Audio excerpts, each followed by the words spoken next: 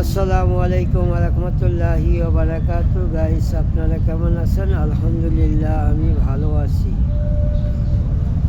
বিশেষভাবে দুই চারটা কথা বলার জন্যে আবার ভয়েস ভিডিওতে লাইভে আসলাম।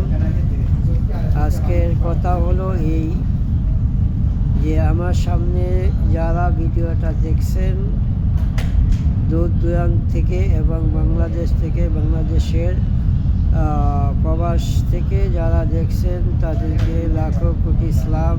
এবং আজকের এই কথাটুকু হলো মা এবং বাবাকে নিয়ে।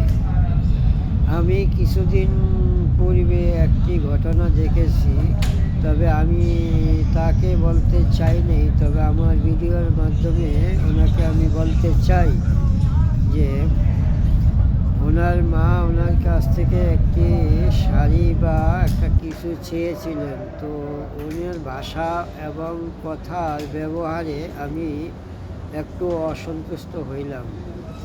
যার কারণ কি, যে মা বাবা যদি পৃথিবীর বুকে যদি আমাদেরকে না আনতো তাহলে কিন্তু আমরা এই দুনিয়াতে আসতে পারতাম না।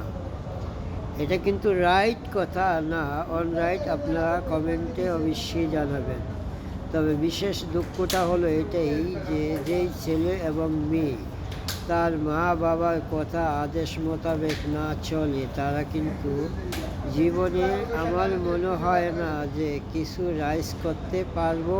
ঠিক আছে, তো আমার কথা ওই দিকে নয়, আমার কথাটা হইলো ওই দিকে যে যে মা তোমার কাছ থেকে মনে করো একটা কিছু চেয়েছে বা এটার দাম বা 1000 বা 5000 এরকম হবে, তো তুমি কি বললে যে আমার কাছে টাকা নাই, আমি দিতে পারবো না। ঠিক আছে, কিন্তু আমি বলতে চাই ওই ভাই এবং ওই বোনকে আমি বলতে চাই, যদি আজ খোদা না খাস তোমার মা মরে যায়, বাবা মরে যায়, তখন তুমি বুঝবে যে মা কী জিনিস, বাবা কী জিনিস। ঠিক আছে, পারলে তুমি ওইটুকু যদি তুমি নাও দিতে পারো তার থেকে একটু কম হলেও দেওয়ার জন্য চেষ্টা করবা।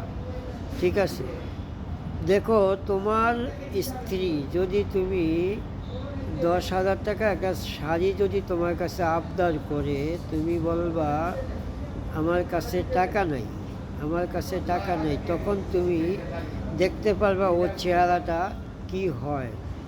আর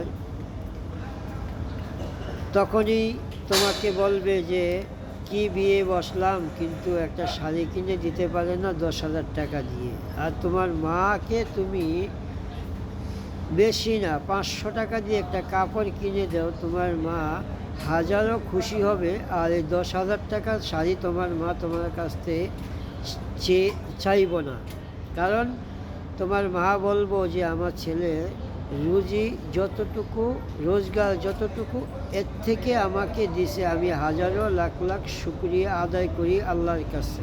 ঠিক আছে, আরও তোমাকে নামাজ পড়া প্রাণ খুললে তোমার জন্য দোয়া করবে। যদি আমার কথাটুকু মিথ্যা হয় তাহলে তুমি একটু যাচাই করে নিও, বিবিকে নিয়েও যাচাই করো, মাকে নিয়ে যাচাই করো, বোনকে নিয়ে যাচাই করো, আত্মীয় স্বজনকে নিয়ে যাচাই করো যে কার কাছ থেকে তুমি কি পাও, আর মার কাছ থেকে তুমি কি পাও, বাবার কাছ থেকে তুমি কি পাও। ঠিক আছে, এইটুকু তুমি মিলিয়ে নেবেন। এবং যদি আমার কথাটুকু ভালো লাগে তাহলে একটু শেয়ার করবেন, বেশি বেশি শেয়ার করবেন, লাইক করবেন, কমেন্ট করবেন। ইনশাআল্লাহ ভালো কিছু দেওয়ার জন্য চেষ্টা করব আপনাদেরকে। তো এই বলে আজকে বিদায় নিলাম। আল্লাহ হাফেজ।